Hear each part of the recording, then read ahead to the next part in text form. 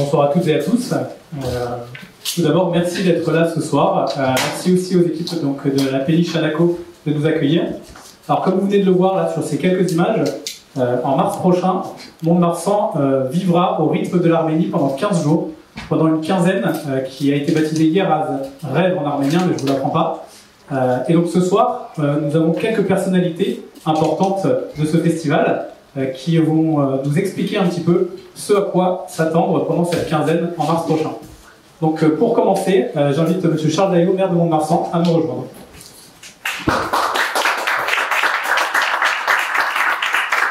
Bonsoir, monsieur le maire. Bonsoir. Alors, monsieur le maire, Mont-de-Marsan n'est pas une ville marquée par une forte population arménienne en son sein. Alors, il peut être légitimement surprenant de voir l'émergence d'une telle manifestation dans la capitale des Landes. Est-ce que vous pourriez nous dire quel est l'intérêt pour une ville comme Mont-de-Marsan de célébrer l'Arménie pendant 15 jours? Ça, c'est vrai que c'est un peu curieux, comme ça. Madame l'ambassadrice, il s'est passé quelque chose entre notre dernière rencontre et aujourd'hui. Il s'est passé quelque chose, c'est aussi pour moi une découverte, puisqu'on a pu aller en Arménie, à Yerevan et à Gyumri. Et cette curiosité, ce pourquoi Mont-de-Marsan, alors que vous savez que Mont-de-Marsan n'est pas forcément une région, une zone où il y a une communauté arménienne importante, ben, j'aurais tendance à dire pourquoi pas. Et en allant en Arménie, et en allant là-bas, je me demande s'il n'y a pas une logique à tout ça, parce que nous avons trouvé tant de points communs, et on va peut-être les décrire, et Antoine Gariel vous en parlera, qui font que, après ce voyage-là, on est encore plus conforté dans cette initiative bizarre, curieuse, de pouvoir mener à bien cette quinzaine. Alors, pourquoi? Ben, tout simplement parce que je suis le maire de Mont-de-Marsan, c'est une ville de 30 000 habitants, qui est située entre Bordeaux et l'Espagne. Comme je le disais, sur 30 000 habitants, on va avoir une quinzaine de familles arméniennes, ou d'origine arménienne chez nous. Quelques-uns sont là, on les présentera. Et je dirais que c'est une force. Une force pourquoi? Parce que nous avons envie, sur ce territoire gascon, de pouvoir nous ouvrir à des cultures différentes. Nous sommes une terre de culture, avec bon nombre, une offre culturelle très variée, un théâtre de renom. Et puis, le hasard peut-être de rencontres, c'est souvent des rencontres qui font ce genre de projet. Le hasard de rencontres, et Simon Abkarian va nous rejoindre tout à l'heure, cette rencontre-là nous a permis de découvrir quelque chose, de tirer une pelote de laine avec l'angle culturel, on en parlera, mais pas que, avec des synergies qui peuvent aujourd'hui se mettre en place dans le cadre d'une coopération qui va aller même bien au-delà de simplement ce festival culturel, mais qui est le fruit d'un travail riche, vous allez voir, quelque chose de un peu inédit pour nous. Et puis, pourquoi l'Arménie? Ben, tout simplement pour essayer de s'ouvrir. Nous avons, les Gascons, une volonté de s'ouvrir, d'être curieux.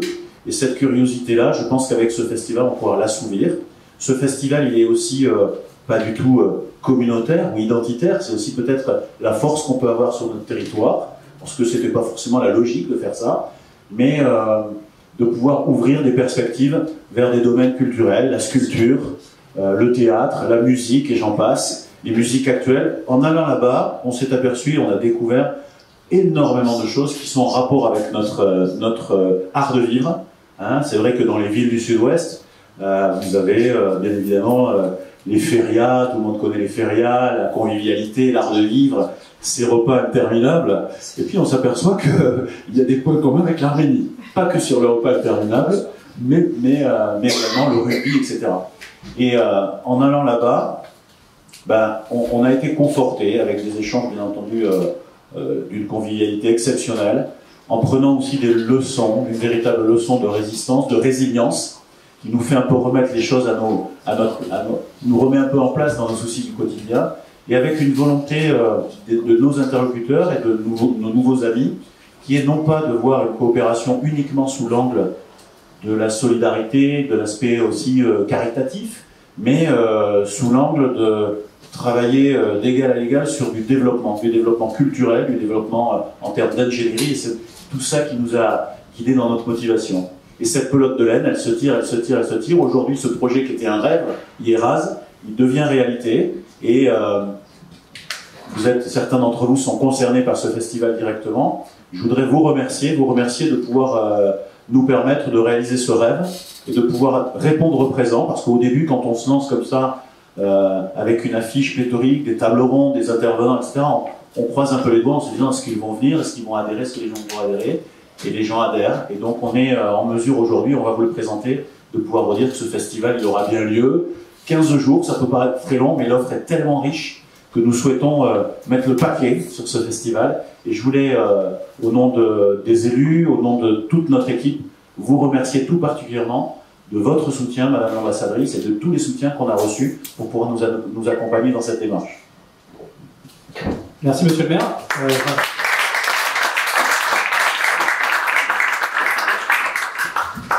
Du coup, maintenant, j'invite Son Excellence Madame l'ambassadeur d'Arménie en France à venir nous rejoindre.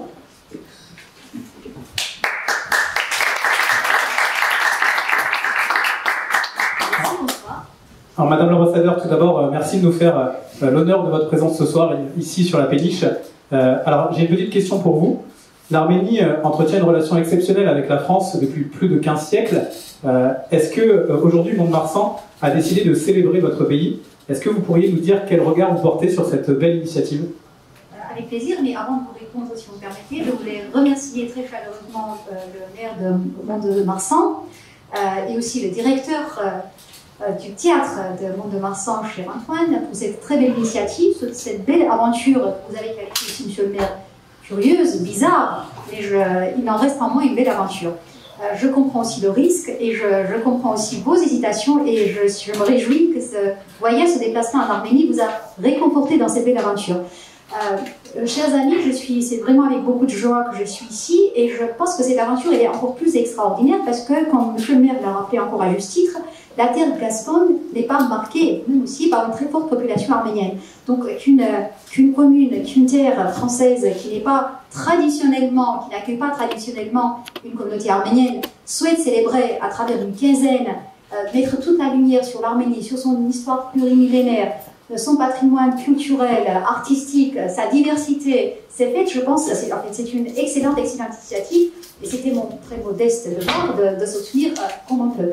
D'ailleurs, monsieur le maire, je me posais la question, pourquoi une quinzaine? Pourquoi pas une semaine? Pourquoi pas un mois? Maintenant, quand vous rappelez les 15 familles arméniennes, je pense que c'est pour honorer chacune de ces 15.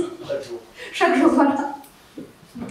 Vous avez raison de souligner les relations très étroites qui existent entre l'Arménie et la France. C'est vrai que c'est une histoire plurimillénaire. Les peuples français et arméniens, en fait, tout ce festival, toute cette quinzaine, et le signe se passera sur le signe de l'amitié, c'est un témoignage d'amitié, une amitié qui est quand même singulière, particulière, sous le contrôle aussi du professeur Jean-Pierre Maé, qui est l'un des témoins, l'un des historiens de cette amitié, qui lie les Arméniens et les Français, que vous avez rappelé depuis plus de 15 siècles, en fait, une amitié millénaire, qui est aussi fondée, basée sur des affinités très profondes, qui sont irriguées aussi par les valeurs communes, aussi par l'humanisme chrétien qui a lié très tôt les deux peuples. Entre l'Arménie, le premier État au monde qui a adopté le christianisme comme religion d'État, et entre la France, qui était rappelée aussi la fille aînée de l'Église. Et peut-être aussi, c'est pas dû au hasard que l'une des plus belles pages de cette histoire d'amitié date des croisades, à l'époque du royaume arménien de Cilicie, qui était en très forte alliance avec les rois de France. Et juste pour rappeler que le dernier roi arménien, le roi Léon V Lusignan, donc le dernier roi du royaume arménien de Cilicie, était un dauphin et qui est enterré à la basilique de Saint-Denis, à la nécropole des rois de France. Et c'est le seul roi étranger, même s'il n'est pas forcément étranger, il n'est pas de fin, et quand même, néanmoins, c'est un roi du royaume étranger qui est le seul roi donc étranger qui côtoie les tombeaux des rois de France. Après, cette histoire, cette amitié est allée aussi jusqu'à la fraternité des armes. Déjà pendant la Grande Guerre, et on connaît les batailles, on connaît la bataille d'Angora, mais aussi Moussada, c'est une très belle page de l'histoire franco-arménienne, où la marine française avait sauvé plus de 4500 Arméniennes en 1915. Après, on sait aussi, dans cette fraternité d'armes aussi pendant la Seconde Guerre mondiale, où les Arméniens, sans avoir forcément de relation arménienne, s'étaient engagés massivement dans la résistance française. Et bien sûr, je pense à Issa Manouchian et au groupe Manouchian à la Fiche Rouge. Après, une amitié profonde, fondée sur une compréhension réciproque, mais qui a été renforcée par la présence de la communauté, de l'importante communauté arménienne en France. Parce que tout le monde le sait maintenant, c'est après les horreurs du génocide de 1915 que des milliers d'Arméniens avaient choisi la France comme terre d'accueil et une deuxième patrie. Et à travers, grâce à leurs intégrations exemplaires, à leur loyauté, leur immense reconnaissance pour le pays d'accueil, par leur éthique de travail, ils ont contribué à resserrer les liens entre les Arméniens et les Français. Mais aussi, je pense qu'ils ont apporté aussi une contribution importante au rayonnement de la culture française aussi. Juste pour rappeler Aznavour, Henri Verneuil, dont le 100e anniversaire nous avons célébré hier à l'UNESCO, ou encore Michel Legrand, pour ne citer que quelques-uns de ses plus grands représentants. Et je suis heureuse que ces traditions de l'apport de la contribution des franco-arméniens à la culture française continue. Vous avez rappelé que dans quelques minutes, on inclura aussi Simona Garian, et je rappelle qu'on a été tous fiers qu'il a été primé 3 fois par les Césars, d'ailleurs, les Césars les plus importants. Et donc, je salue, je remercie de tout cœur, très vivement, pour cette très belle initiative qui mettra pendant 15 jours la lumière sur l'Arménie et qui certainement apportera, que j'espère, nous fera rêver ensemble, les Arméniens, les Français, les Franco-Arméniennes, que cette terre légendaire de Gascogne vibrera par les rythmes de l'amitié franco-arménienne. Et puis je suis persuadée aussi que cette quinzaine, qui deviendra aussi traditionnelle, apportera certainement une contribution importante pour resserrer encore les liens, pour nourrir encore les liens, parce qu'il y aura des retrouvailles artistiques, il y a des rencontres extraordinaires. Et monsieur le maire, vous avez parlé du hasard. Moi, soit je ne crois pas au hasard, soit je crois à la force du hasard, mais je pense que ce hasard de la rencontre entre Antoine Garriel et Simona Garian n'était pas vraiment dû au hasard, et je pense que ce festival sera certainement l'occasion des 1000 hasards qui renforceront encore ça, cette amitié. Et puis, monsieur le maire, cher Antoine, vous avez voulu aussi renforcer, pérenniser cette amitié entre Mont-de-Marsan, donc les Landes et l'Arménie, à travers aussi des initiatives qui pérenniseront cette amitié, notamment par le jumelage avec la deuxième ville de l'Arménie, Gyumri, qui est connue aussi par sa richesse artistique et culturelle, et aussi par l'accueil du mémorial arménien de Kratchkaj. Donc je me réjouis beaucoup. Je me réjouis beaucoup qu'une terre qui ne connaissait pas beaucoup la culture arménienne va découvrir, les Landais vont découvrir l'Arménie, la culture arménienne, son histoire, la communauté arménienne de France aussi, à travers ce très très beau festival, qui porte aussi un très joli nom, Yelaz, donc le rêve. Et j'espère que ce rêve deviendra une réalité sans pour autant perdre aussi une partie de rêve, en fait, en nous faisant encore rêver pour les prochaines occasions, pour les prochaines retrouvailles. Un très grand merci et j'espère de se revoir déjà, d'avoir le rendez-vous au mois de mars, à mars 2022, en Mont-de-Marsan. Un très grand merci et chers amis, merci beaucoup.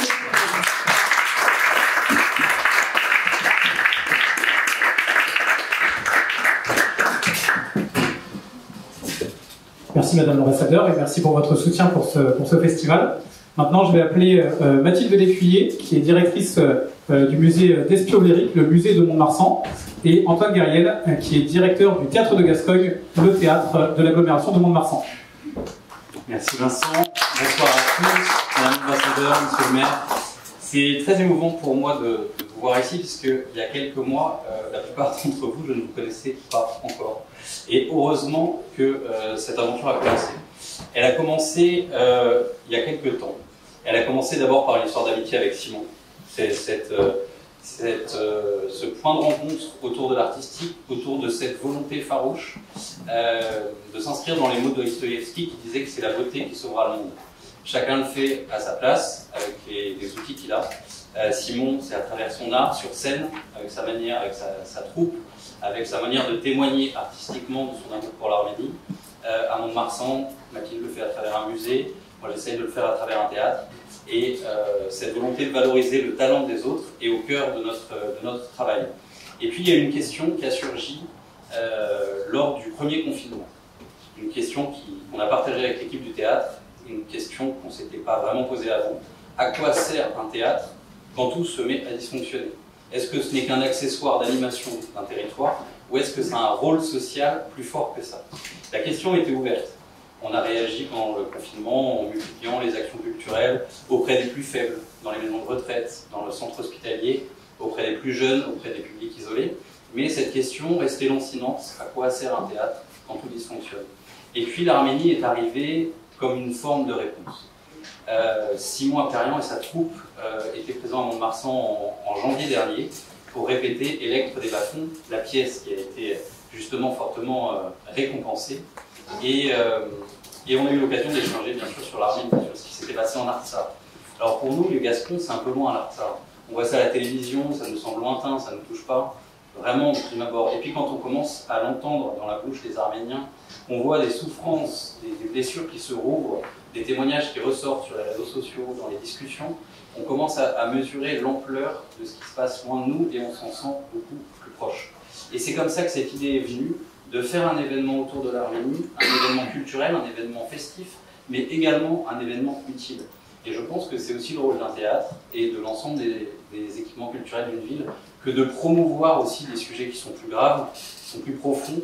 Et on a commencé à travailler ce sujet, c'était en janvier dernier. Ça fait quelques mois. On dort arménien, on mange arménien, on lit arménien, on voit des films arméniens, on fréquente des Arméniens. Je suis allé 3 fois en Arménie depuis janvier dernier. À chaque fois, j'en ressors plus ému, plus enrichi de ce que je découvre là-bas et avec cette volonté encore plus farouche de le faire connaître aux autres. Une grande partie de mon travail, c'est d'aller chercher les talents à l'extérieur et les faire venir à Mont-de-Marsan pour les partager avec la population. Ce que j'ai découvert en Arménie, autour de l'Arménie, c'est pas simplement un spectacle, c'est une multitude de talents qui depuis 3000 ans continuent à s'enrichir, à se partager, à avoir une dimension universelle. Et c'était notre rôle, justement, de l'amener à Mont-de-Marsan pour provoquer cette rencontre et susciter cette relation forte qu'on a pu éprouver à titre personnel, Mathilde, Charles Laillot, les équipes qui nous entourent, avec chacun d'entre vous, pour la plupart d'ailleurs, et cette envie voilà, de le faire connaître. Donc oui, 15 jours, Madame l'ambassadeur, c'est ambitieux. C'est audacieux, mais quand on a commencé à tourner les pages du livre de l'histoire et de la culture arménienne, c'était bien trop vaste pour tenir sur 3 jours, pour tenir sur une semaine. Il y avait trop de choses à montrer, trop de choses à dire, trop de choses à partager. Et l'idée, c'était d'essayer de toucher un maximum de personnes, avec des portes d'entrée différentes. Certains entreront à travers la sculpture, d'autres à travers le spectacle, d'autres à travers une table ronde, d'autres à travers une masterclass de doudou, de céramique, de danse, de chant modal. Et chaque étape de ce festival, chaque élément constitutif de ce festival est arrivé par une rencontre. On n'a pas construit ce festival tout seul derrière nos bureaux à Mont-de-Marsan, on l'a construit avec vous. J'ai rencontré Aram et Virginia Kerovkian pendant le confinement, on a fait le rendez-vous chez eux, ça s'est terminé à table, en chantant. J'ai rencontré Corinne aussi à Paris. Voilà, tout ça, toutes ces rencontres ont nourri, nous ont amenés plus loin, nous ont permis de corriger le tir pour essayer de faire de cet événement un moment de fête. Et le titre, je vais revenir un peu sur le nom de ce festival, Yela, c'était la volonté d'exprimer la beauté inatteignable de l'Arménie. Voilà, oui, l'Arménie souffre, a souffert, continue à souffrir, et on va en parler pendant le festival, mais l'Arménie, c'est au-delà de ça, c'est aussi la convivialité, l'hospitalité, la résilience, l'envie de partager, une forme de paix aussi qui s'exprime à travers les arts, et ça nous tenait à cœur. Et Yela, c'est le nom d'une compagnie de danse qui est à Alfortville, qui est dirigée par Christina Galstian, et voici Antoine Agoudian, on a l'honneur, le plaisir d'accueillir, à point nommé. Et Christina Galstian, en janvier, le soir même, chère Christina, je lui ai demandé ce que signifiait le nom de sa compagnie. Et c'est en fait le premier mot d'arménien qu'on m'a traduit. Et donc voilà, c'est à la fois une manière de traduire ce lien très fort que j'ai pour Christina et pour tous les artistes et tous les gens qui se mobilisent pour faire connaître et aimer l'Arménie. Donc voilà pourquoi ce nom de festival. Vous avez une grande part de la programmation dans le dossier de presse que vous avez. Il y aura une déclinaison de spectacle avec de la danse, avec du théâtre, avec de la musique, musique classique. On aura la chance d'accueillir Astrid Siranossian avec la Fête de Fou dans un programme de musique arménienne qu'on a commandé. Il y aura également la Daniva avec la Fille Kassari. Il y aura Tigrana Maslan pour le jazz. On a essayé voilà, de croiser les esthétiques, de les mélanger, puisque chacune de ces propositions est un pas de plus vers l'Arménie. Il n'y aura pas que des spectacles, il y aura 7 tables rondes sur des thématiques d'actualité, avec des personnes engagées en faveur de ces sujets-là qui viendront témoigner, qui viendront enrichir la population de Mont-de-Marsan et donner les clés, apporter les clés de compréhension pour mieux rentrer justement dans cette compréhension justement de l'Arménie et de ses complexités. Il y aura également des masterclass, des stages de pratique, il y aura des auteurs présents dédicaces, il y aura des projections de films, il y aura des expositions, et il y aura au milieu de tout ça le sens de la fête, le sens de la convivialité qu'on a retrouvé, comme disait le maire de Mont-de-Marsan, en Arménie et qu'on cultive aussi allègrement. C'est un point que nous avions déjà constaté à nombreuses reprises avec Simon Abkarian, qui s'est retrouvé un peu chez lui aussi en Gascogne, en partie grâce à ça. Simon va nous rejoindre, il est sur un tournage dans le 18e, qui a pris un peu de retard, mais il devrait arriver dans peu de temps.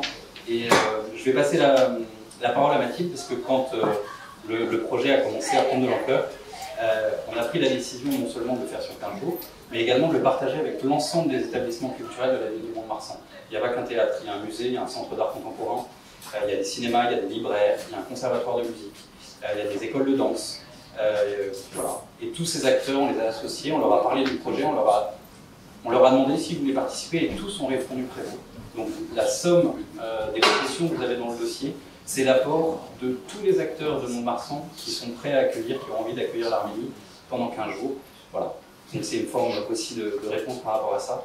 Et j'ai partagé cette envie avec Mathilde, qui a découvert aussi l'Arménie, qui y est allée aussi à plusieurs reprises et qui, à travers ses découvertes, est tombée amoureuse d'un artiste arménien en particulier, et elle en parle mieux que personne, donc je vais lui céder la parole.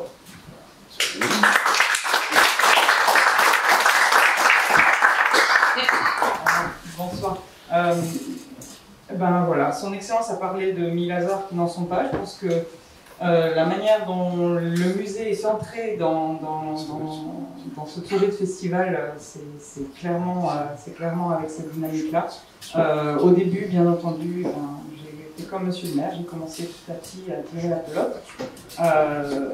Antoine, quand il m'a parlé de ce projet-là, on était nous aussi fermés. C'était le confinement et du coup, je me suis dit, pourquoi pas. Et donc, voilà, j'ai décidé d'y aller, d'embarquer le musée dans ce projet-là qui était un peu fou pour nous. Un peu fou, pourquoi? Parce que alors, le musée d'Espio-Lyrique, c'est un musée municipal. C'est aussi un musée qui est doté d'une collection d'intérêt national, qui est une collection de sculptures, et plus particulièrement de sculptures figuratives du XXe siècle. Donc il y a une orientation très spécifique dans cette collection-là. Et bien, au départ, quand Antoine m'a soumis son idée, ça pouvait paraître un peu fou de s'embarquer là-dedans, de partir vers l'Arménie, et puis finalement, notre musée, il va être amené à changer énormément dans les années à venir. On a un très important projet de rénovation, d'extension, et donc, en réfléchissant, l'Arménie, c'est un moyen aussi d'ouvrir cette collection-là beaucoup plus largement à l'international, et donc, en commençant à m'intéresser aux artistes qu'on pourrait programmer, je me suis d'abord bien entendu tourné vers des sculpteurs plutôt du XXe siècle, et au fur et à mesure des rencontres qu'on a fait, j'ai été amenée à rencontrer la veuve d'un artiste arménien qui est Toros Rasklan. Alors Toros, qui est plus connu sous ce nom-là, lui c'est un artiste, on peut dire, de la diaspora. Son nom, il le tire c'est un hommage à son oncle qui est mort pendant le génocide en essayant de défendre un groupe d'enfants arméniens. Et lui est né au départ à Alep, en Syrie. Il ne se destinait pas du tout à une carrière d'artiste.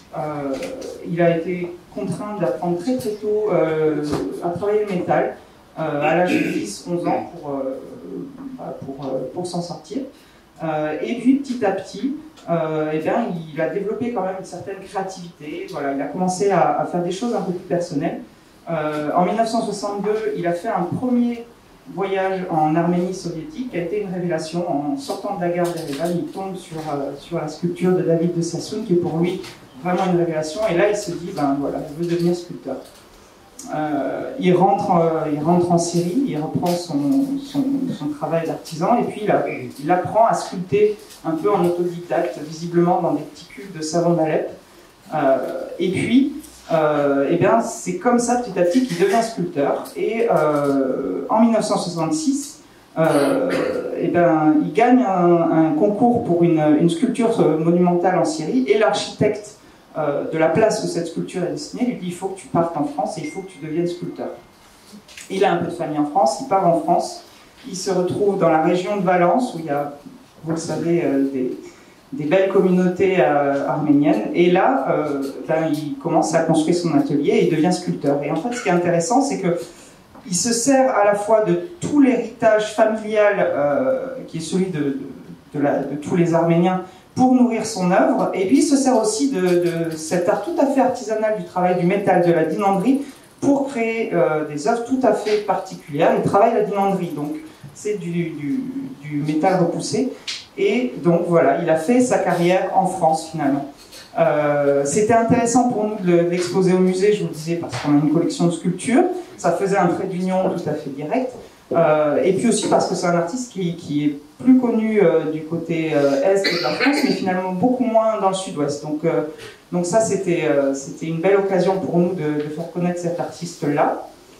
Et puis, et ben, le deuxième projet qu'on a décidé de porter, en tirant la pelote toujours, c'est d'aller prendre contact avec le musée Parajanov à Erevan, pour essayer de montrer à Mont-de-Marsan les œuvres de cet artiste-là, qui est Parajanov, c'est un artiste arménien caucasien d'Arménie.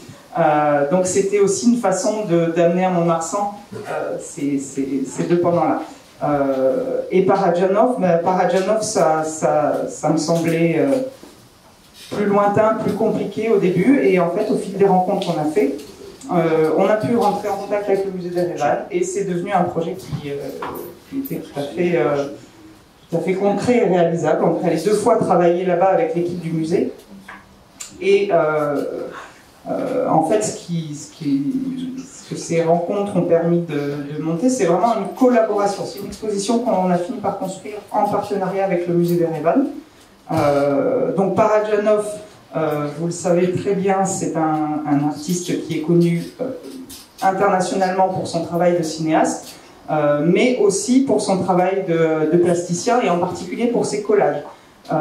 Les collages qu'il a créés tout au long de sa carrière, en parallèle, ou parfois même pour compenser l'interdiction de pouvoir réaliser des films, et bien ces collages-là, la majeure partie est réunie dans ce musée d'Erevan, qui est un musée national.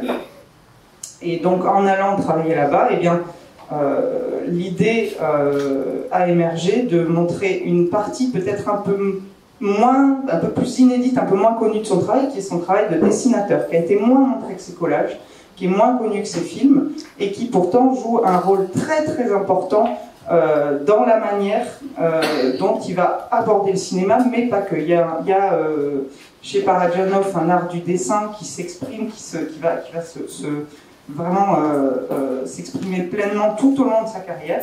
Et donc voilà, c'est ce projet-là qu'on a décidé d'amener et qu'on vous présentera. Et puis, eh bien, il y aura aussi une petite présentation par rapport, dans le cadre du partenariat qu'on aura avec la ville de Gyumri. On va aussi présenter un petit ensemble de céramiques de la fabrique de faïence de Gyumri, alors là c'est un projet qui est porté par une fondation, par deux personnalités, Antonio Montalto qui lui travaille à Erevan à la réhabilitation à Gyumri, à la réhabilitation de la ville, à sa reconstruction, et Manu Pamdjan qui est à Lyon. Et donc eh bien, on travaille avec eux pour certaines pièces d'une fabrique de faïence qu'ils ont décidé de remonter dans la ville de Gyumri, avec l'idée en fait de participer au développement socio-économique de la ville en y réhabilitant l'art et l'artisanat. Donc cette fabrique de faïence, elle a une dimension artistique, elle a une dimension artisanale, mais elle a aussi comme objectif de permettre à des artisans de la ville de Gumri de vivre de leur art à Gumri. Et donc on avait aussi envie de, voilà, de montrer le travail de cette fondation au musée.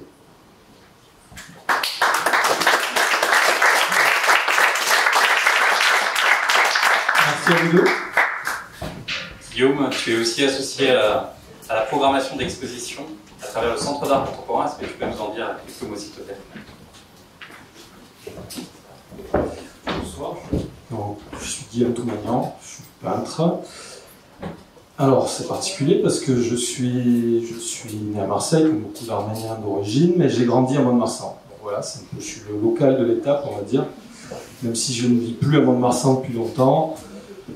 C'est vrai que c'est beaucoup d'émotions parce que personnellement, ça remue énormément de choses, c'est sûr. Alors, quand Antoine Gariel m'a proposé en janvier, donc c'est tout récent de participer à ce projet, j'ai dit oui assez rapidement, bien sûr.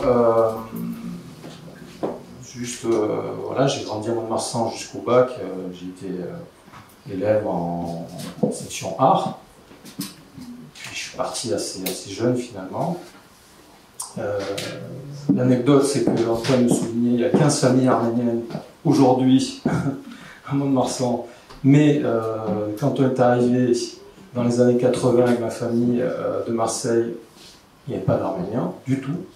Voilà, donc on était un peu à part, on va dire. Les gens ne savaient pas du tout quelle origine on était, ce que ça représentait. Bon, c'est vrai que c'est beaucoup d'émotions.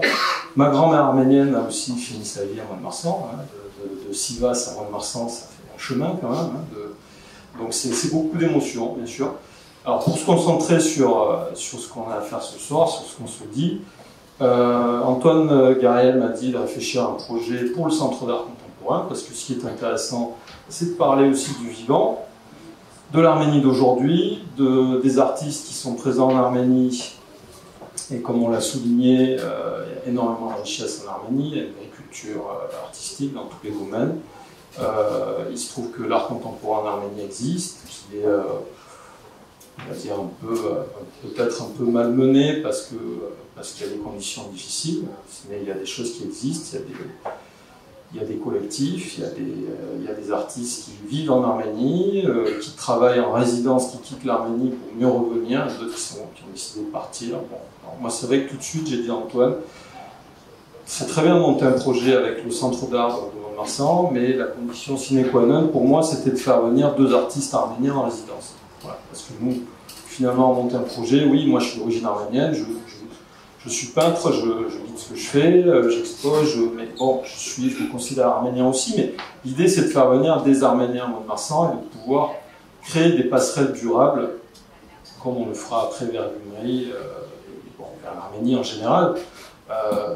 Donc on accueillera Arman Bahanian et Tigran Saakian, qui sont 2 artistes qui vivent à Yerevan, que j'ai eu l'occasion de rencontrer il y a quelques années, que je connais bien leur travail. On s'est rencontrés sur d'autres programmes à Bâle, à Fribourg. Ils ont l'habitude de voyager, bon, ils sont dans des situations complexes aujourd'hui, bon, on le sait, mais c'est justement, on est dans le contemporain, on est dans la situation actuelle, il y a des choses à faire, à débloquer, il y a des partenariats à faire. Donc on fait venir ces 2 artistes qui seront en résidence tout le mois de mars au Centre d'art contemporain.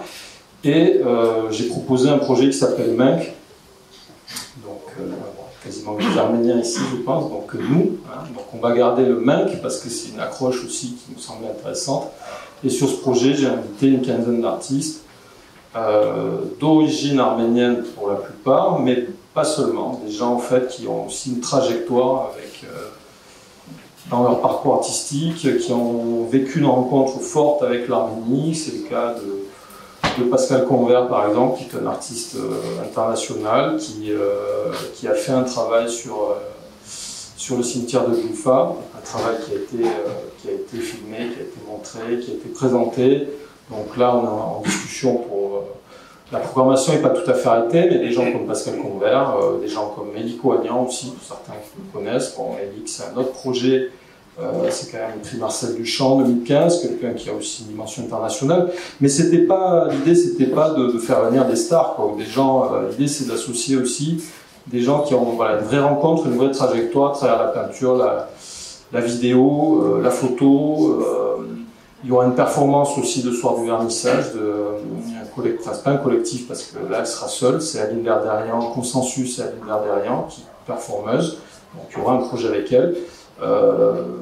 Voilà, ça va être très riche, on est en train de monter le projet, je le répète, avec de l'émotion, mais du professionnalisme, parce que c'est un centre d'art qui a une histoire, qui porte le nom encore d'un mécène qui s'appelait Raymond Farbos. Suite au décès de Raymond Farbos, je pense dans les années 80, si je ne me trompe pas, il n'y a pas eu 90, il n'y a pas eu de suite réelle, donc ce centre d'art s'est restructuré. Aujourd'hui, il est géré par une autre équipe qui fonctionne dans un milieu plutôt associatif, mais qui fonctionne en équipe. Donc on amène un projet, on parlera de l'Arménie bien sûr. L'idée c'est aussi de rencontrer un autre public que les Arméniens. Enfin, c'est un peu l'idée globale du festival. Ça veut dire, évidemment, on se connaît tous plus ou moins. Je pense que les gens qui iront voir un spectacle de Yeraz ou de voir d'autres ou des conférences ou de voir les photos d'Antoine Agoudjian ou des expositions des artistes en général, le but c'est de rencontrer un vrai public. Un public de théâtre, un public de musique, un public... Et c'est aussi la mission de la Nouvelle-Aquitaine, peut-être, qui est une grande région, d'amener des gens aussi qui arrivent d'ailleurs, de Bordeaux, des Pau, de Biarritz, de Vert-dans-le-Marsan, où il y a un public déjà qui existe. Mais l'intérêt, c'est ça. Alors, pour terminer avec le projet Minc, qui n'est pas tout à fait arrêté au niveau de la programmation, mais je vous l'ai dit, c'est d'abord la résidence d'artistes sur laquelle on travaille. Il y aura aussi de la médiation culturelle et pédagogique, ça veut dire l'idée c'est de rencontrer des scolaires, de pouvoir partager nos cultures, nos savoir-faire. Pour moi, c'est pas quelque chose qui est estampillé art arménien. L'art arménien vient d'Arménie par les artistes qui font aujourd'hui l'art contemporain en Arménie. Nous, quand on va en Arménie, moi le premier, j'y vais souvent. J'ai participé à la première biennale de gravure en 2017. Il y a une grande tradition justement de toutes les techniques d'impression. C'est des choses qu'on peut aussi mettre en place ici, en l'occurrence dans les Landes, avec les scolaires, avec d'autres publics, pour partager les savoir-faire.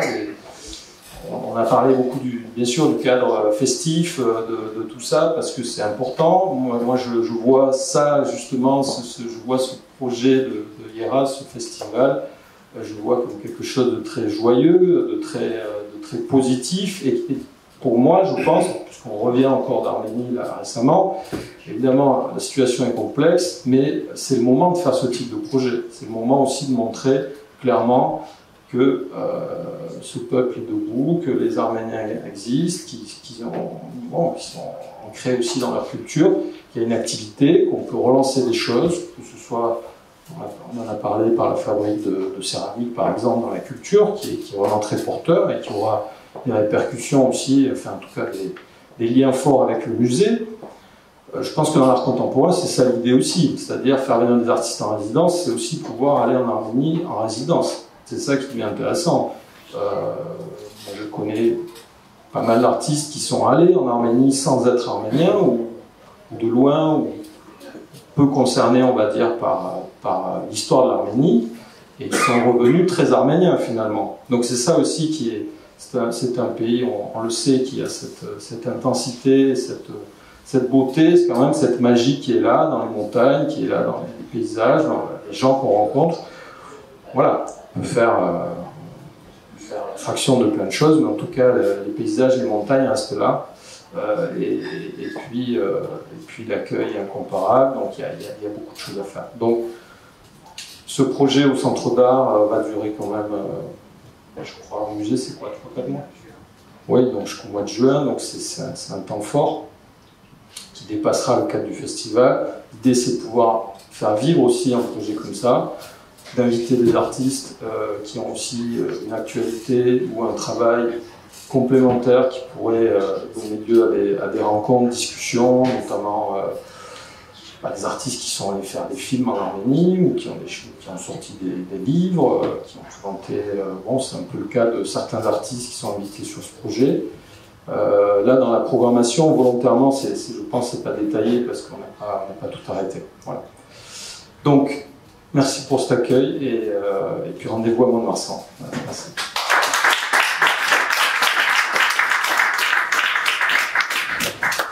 Merci à vous. Donc on a parlé beaucoup culture et donc la culture est vraiment importante pour Mont-de-Marsan, pour une ville comme Mont-de-Marsan. Donc il est normal que l'Arménie soit partout à partir de mars prochain. Je crois, Madame l'ambassadeur, que vous allez devoir nous quitter. Si vous permettez, avec merci encore à tous les acteurs de Mont-de-Marsan pour leur engagement et c'est un engagement passionnant. Un grand merci encore et une belle soirée.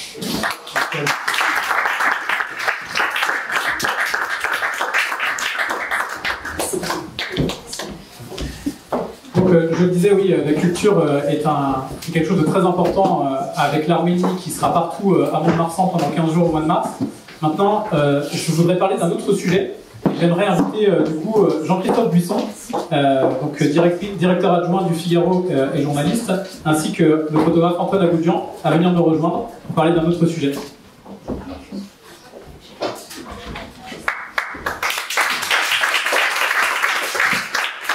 Merci à vous deux d'être ici aussi. Alors, il y a presque un an, jour pour jour, donc le 27 septembre 2020, éclatait dans le Caucase la seconde guerre du Haut-Karabakh. Vous avez couvert ce conflit tous les deux, et vous serez au festival Yeraz à Mont-de-Marsan. Est-ce que vous pourriez nous parler un petit peu des raisons de votre engagement et des raisons de votre engagement donc, sur ce sujet assez compliqué? Bon, je commence. Monsieur le maire, vous avez parlé de choses curieuses et bizarres concernant le rapport entre Mont-de-Marsan et l'Arménie, et je pourrais être un citoyen de votre ville, parce que mon rapport à l'Arménie est à peu près aussi curieux et bizarre que celui que vous avez évoqué, puisque jusqu'à il y a une dizaine d'années, d'abord, je ne suis pas du tout d'origine arménienne, et je n'étais pas tellement porté dans cette région du monde, j'étais vraiment très occupé par les Balkans pendant les années 90-2000, je me suis beaucoup intéressé à cette région, et surtout à la Serbie, parce qu'il y avait quelque chose dans la Serbie qui m'intéressait, c'est le temps long, c'est l'histoire, c'est un petit pays aujourd'hui, mais qui a une très très grande histoire, une histoire très, très bouleversée, qui est faite d'occupation, de razzia, de destruction, de souffrance. Et j'avais ça en tête, et puis j'ai vraiment couvert plusieurs pays de la région, puis par extension je suis allé de plus en plus à l'Est. J'aime les pays qui ont une longue histoire, donc je vais plus à l'Est qu'à l'Ouest, j'ai mis les pieds aux États-Unis. C'est souvent pas un hasard. Et puis en allant en Russie, je suis allé dans le Caucase du Nord, dans un premier temps, en Kabardino-Balkarie, en Ossétie du Nord, en Tchétchénie. Et puis j'ai traversé le Caucase. Et puis je suis allé en Géorgie, et puis je suis allé en Arménie. Et là, en Arménie, j'ai une sorte d'éblouissement, quelque chose qui m'a transporté, qui était du même ressort que ce qui m'avait marqué en Serbie. J'ai eu le même type d'émotion, au point que j'ai commencé à faire des reportages en Arménie, habité par cette attirance soudaine, quelque chose de magique, comme vous l'avez dit, qui est assez irrationnel. Et puis au point que j'ai proposé d'organiser des voyages pour le Figaro, avec des lecteurs du Figaro, en Arménie. Au début on m'a dit mais ça marchera pas, l'Arménie c'est quand même une zone un peu dangereuse, il y a la guerre pas très loin. On a rempli les voyages à chaque fois. Et puis dans ces voyages, j'étais un petit peu étonné parce que les gens que je rencontrais me parlaient tout le temps de la crainte qui les habitait, de la peur qui les habitait. Et moi j'étais là dans ces décors féeriques, magiques, hors du temps, propice au rêve, à la rêverie, à la mélancolie, avec cette histoire riche de souffrance, de résilience. Mais je ne voyais pas vraiment le danger dans ces gens qui sont d'une douceur, d'une amabilité, d'une affabilité totale. Je trouvais qu'ils exagéraient un peu, qu'ils étaient hantés par le souvenir du génocide et des massacres précédents et des invasions à travers les siècles, mais comme les Serbes, d'une certaine manière. Je doutais un petit peu de cette crainte qui les habitait. Et puis, le 27 septembre 2020, éclate ce conflit, et là, je me suis senti un petit peu en dette. Je me suis dit, j'ai pas voulu les croire, et ils avaient sans doute raison. Qu'il y a toujours cette obsession chez certains de leurs voisins de les détruire. Il n'y a pas d'autre mot. Et donc, j'étais un petit peu en alerte de ça, mais on ne savait pas à l'époque si le conflit allait durer. Et puis, Antoine Agoudjian, qui a fait des reportages pour le Figaro Magazine, déjà, notamment pendant les conflits du Moyen-Orient, est parti tout seul. Alors vous savez, dans les journaux, dans les magazines, on envoie en commande parfois des photographes sur un conflit. On les met en commande, c'est-à-dire on les finance, on s'occupe un petit peu de leur assurance, du voyage, etc. Antoine, il est parti, il n'a rien demandé à personne. Il est parti tout seul à Stepanakert. Il a dit, je vais couvrir ce conflit. Et il nous envoyait des photos. Et au fur et à mesure qu'on recevait ces photos, au fur et à mesure que je voyais par ces photos et puis par ce qu'on pouvait voir sur certains réseaux sociaux, et puis par d'autres photos et quelques reportages, la dissymétrie qu'il y avait dans ce conflit, on voyait bien qu'il y avait une armée technologiquement, c'est comme le disait très bien Antoine, un jour je me souviens nous envoyer un message en disant c'est Star Wars en haut et 14-18 en bas. C'est-à-dire que les Arméniens se battent comme des poilus de 14 et en face ils ont une technologie incroyable et donc c'est quasiment un massacre. Et donc là, j'avais tout ça en alerte. J'entends le président français qui parle de djihadistes qui sont amenés par la Turquie du côté des Azéris. J'entends et je vois l'usage de ces armes interdites, des bombes à sous-munitions, du phosphore. Et surtout, je vois une sorte de silence, d'indifférence internationale. On est dans une période où il y a encore la Covid, où il y a le Brexit, où il y a une élection américaine qui occupe beaucoup, parce que c'est un côté folklorique et chaotique, et que personne n'y va, ne s'y rend. Et là, je me dis, bon, puisque personne n'y va, je vais essayer d'y aller, je vais essayer de rejoindre Antoine, mais je me dis, il ne faut pas que ce soit un reportage lambda, parce que ce qui se passe là-bas dépasse un conflit, un énième conflit dans une zone du monde où les conflits sont fréquents. On est dans un combat entre la civilisation, la culture et une forme de chaos et de barbarie. Donc il faut qu'il y ait de l'ampleur. Donc j'ai appelé Sylvain Tesson, qui est un vieil ami de 20-25 ans, qui est devenu, comme vous savez, un des 3 auteurs les plus réputés, les plus importants en France. Et je lui envoie un mail en disant est-ce que tu m'accompagnerais si je partais en Artsakh pour rejoindre Antoine à Abidjan. Et il me répond on part lundi, point d'interrogation. On est parti mardi. On est parti à mardi. Et puis on a essayé de rejoindre Antoine, on n'y est pas arrivé parce que c'était vraiment la fin du conflit et la route qui rejoint Goris et Stepanakert avait été prise par les forces spéciales azéries. Donc avec Sylvain, on allait un peu dans les tranchées sur la ligne de contact. Et là, ce qui m'a frappé, c'était le discours que tenaient les jeunes gens qui étaient dans les tranchées, qui se battaient avec les moyens du bord, qui avaient des jumelles qu'ils avaient empruntées à la grand-mère qui leur prêtait leur ferme pour observer les troupes ennemies. C'est les jumelles dont elles servaient, elles, pour surveiller non pas les troupes ennemies, mais ces troupeaux. On dit l'absence de moyens de cette armée de briques et de brocs, armée de volontaires, de mobilisés. Et là m'est revenue cette phrase, en discutant avec eux, ils ne me parlaient jamais de l'ennemi. Ils me parlaient toujours de la défense de leurs terres, de leur famille, de leur hachar, de leur monastère, de leurs églises, de leur art de vivre, de leur gastronomie. Et j'ai repensé à cette phrase de Chesterton qui dit un vrai soldat ne se bat pas par haine de ceux qu'il a en face de lui, mais par amour de ceux qu'il a derrière lui. Et l'amour que ces gens-là ont pour ce qu'il y a derrière, c'est tout ce qu'on vient d'évoquer. C'est la culture, c'est l'histoire, cette histoire longue, c'est cette culture chrétienne, mais pas seulement, avec une part d'humanisme comme le christianisme en est toujours capable. C'est cet art de vivre, c'est cette civilisation, c'est cette culture. Et là, quand je suis revenu avec Sylvain, je savais qu'avec l'article de Sylvain, il y aurait beaucoup plus d'impact que si c'était un énième reportage. Et on s'est dit, on va lancer ça comme une cause. Parce qu'on est à peu près les seuls à couvrir ça de manière importante pour un Figaro Magazine qui a quand même 2 millions de lecteurs par semaine. Parce que les autres n'en parlent pas, parce que ça en vaut la peine, bien entendu. Donc on a fait signer une pétition à un certain nombre d'artistes, beaucoup de gens du monde de la culture, rien à voir avec l'Arménie, qui ont accepté de signer cette pétition. Et puis on s'est dit, on va pas se contenter de ce reportage de guerre, fut-il écrit par un grand écrivain comme Sylvain, on va continuer. Et depuis 1 an, notamment avec Antoine, on continue. On continue parce que c'est pas fini, parce que la situation est toujours tendue, parce que le sujet de l'Artsakh n'est absolument pas résolu, et le sujet de l'Arménie non plus, parce que vous savez, désormais il y a même des soldats azéris qui sont à l'intérieur du territoire de la République d'Arménie. Donc on a couvert l'aide de la France, l'aide humanitaire, parce qu'à défaut d'apporter une aide militaire, matérielle, voire diplomatique, malgré un formidable ambassadeur qui s'appelle Jonathan Lacôte sur place, qui vient de quitter Yerevan, mais qui a fait un travail vraiment extraordinaire. On a couvert l'aide humanitaire, puis on a fait justement le patrimoine historique et religieux arménien menacé en Artsakh, puis on y est retourné cet été pour montrer la vie quotidienne de de ce qui reste de l'Artsa. Et puis là, je viens de publier, de faire publier un livre dirigé par Marie-Claire Margossian. On a fait dessiner des enfants d'Artsar et d'Arménie qui ont raconté comment ils ont vécu cette guerre. On a demandé plein de témoignages d'Antoine, mais aussi Yuri Djorkaeff ou André Manoukian et Sophie Fontanelle, plein de gens, Michel Onfray, André Makin, un certain nombre de personnalités, pour entretenir la flamme sous le feu de cette casserole, pour dire que l'Arménie continue à vivre dans nos cœurs, doit vivre dans les médias, même si c'est à petite échelle, et garder cette petite musique, parce que au nom de l'amitié franco-arménienne, et encore au nom de la défense d'une certaine culture, d'une certaine civilisation. C'est pour ça que je suis vraiment ravi de ce festival qui va rappeler pourquoi on doit défendre l'Arménie menacée aujourd'hui.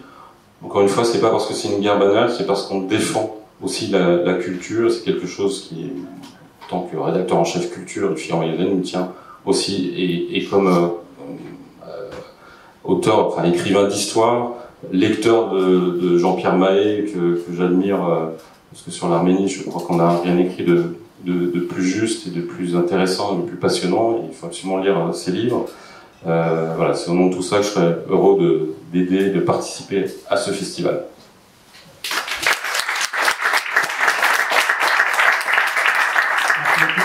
Un regard plus photographique avec l'œil du professionnel de l'image. C'est dur de suivre après des gens qui parlent aussi bien. Moi, je suis photographe, donc forcément, je m'exprime à travers l'image. Alors, faut dire, j'ai débuté ce travail il y a 30 ans. Au début, c'était juste utiliser l'image pour... on était encore dans le bloc de l'Est, il y avait eu un tremblement de terre. Ça m'a donné l'occasion d'y aller avec l'aide humanitaire, de débuter la photographie comme ça. Et à un moment donné, j'ai compris que la photographie, c'est un médium parfait pour évoquer une mémoire. Autrement qu'en reportant comment dire, des situations, d'utiliser un médium pour évoquer une mémoire qui est pourvue d'images, parce que pendant le génocide, il y avait très peu de photos.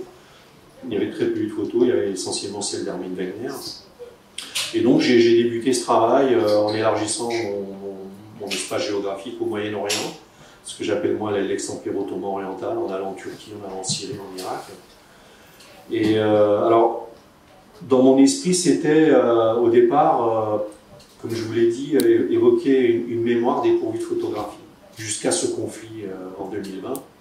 D'un coup, j'ai été rattrapé par mon cauchemar. Je me suis retrouvé plongé dans mon cauchemar, puisque pendant cette guerre des 44 jours, l'ennemi était turc, les Arméniens protégeaient leurs terres, et en fait, j'ai eu des moments, des flashs, j'ai pu savoir à quelle époque j'étais, à me dire que j'étais en 1915. Et un flash que j'ai eu aussi, c'est de me dire que la non-reconnaissance du génocide par les Turcs n'était pas un problème matériel, un problème d'orgueil non plus, mais c'était parce qu'ils voulaient aller au bout du processus débuté il y a 100 ans. Et j'en suis convaincu, et la sécurité de l'Arménie passe par cette reconnaissance du génocide. C'est pour ça que souvent on dit ça suffit d'être dans la victimisation, voyons devant la vie. Effectivement, il faut créer. Le travail artistique est destiné à faire revivre ce qui a été détruit, certes, mais un combat pour la reconnaissance du génocide n'est pas un combat désuet ou poussiéreux, c'est un combat qui va assurer une forme de sécurité à l'Arménie. Parce que l'Arménie, elle est menacée aujourd'hui, on voit bien que la guerre des 44 jours est la phase finale d'un processus débuté il y a 100 ans, qui consiste à éradiquer cette population qui a existé en Anatolie chrétienne avec les Syriaques, les Grecs pontiques, les Chaldéens et les Arméniens. Et désormais, tout ce petit bouchon d'Arménie, et essentiellement le sud de l'Arménie, gêne encore pour réunir et unifier plutôt des peuples turcs qui vont de l'Adriatique à la muraille de Chine, en fait. Donc il faut impérativement persévérer pour que ce génocide soit reconnu. Et pour parler du procès je m'abuse du projet d'Antoine et de toute son équipe. En fait, au début, c'était une idée culturelle, comme il peut y en avoir beaucoup. Et on s'est très vite retrouvé dans une équipe de fous, en fait, qui ont essayé d'organiser un projet colossal Je suis sûr qu'il connaît plus de choses sur l'Arménie que beaucoup de gens.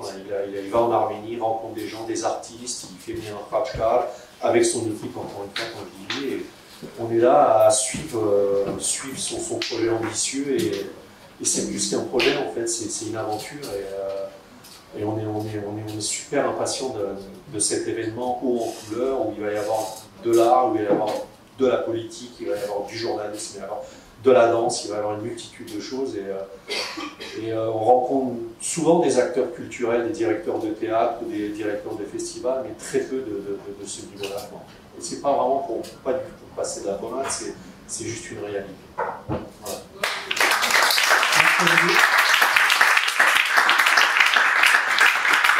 On a hâte de vous accueillir dans le Centre des Landes en mars prochain.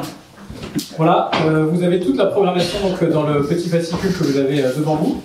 On a fait un petit peu le tour, on vous a présenté le programme, on vous a présenté les différentes personnalités impliquées. Maintenant, est-ce que vous avez des questions pour les différentes personnes qui sont impliquées, pour Antoine, pour Jean-Christophe, Antoine avec un S du coup. Est-ce que vous avez des questions? C'est le moment, n'hésitez pas. La première question est toujours la plus dure. Après, les questions pourront aussi se poser en dégustant non pas du cognac Ararat, mais de l'Armagnac Gascon. Je voulais faire un petit clin d'œil à un producteur. Ça pourra se faire de façon aussi plus décontractée. Voilà, on peut le faire de façon informelle. Alors, Simon Abkarian est retenu encore sur son tournage, mais il a quand même tenu à être là ce soir. Donc, il nous rejoindra autour d'un verre. On va déboucher l'Armagnac et le cognac. Et donc, ça le fera peut-être venir, je ne sais pas. En tout cas, il a tenu à être là puisque c'est le parrain du festival, avec une nouvelle amitié avec Antoine. Donc, du coup, il sera là et vous pourrez lui poser des questions tout à l'heure sans aucun problème. En attendant, nous, on vous donne rendez-vous du coup le 21 mars pour rêver un petit peu à Mont-de-Marsan dans la capitale des Landes. À très vite et bonne dégustation.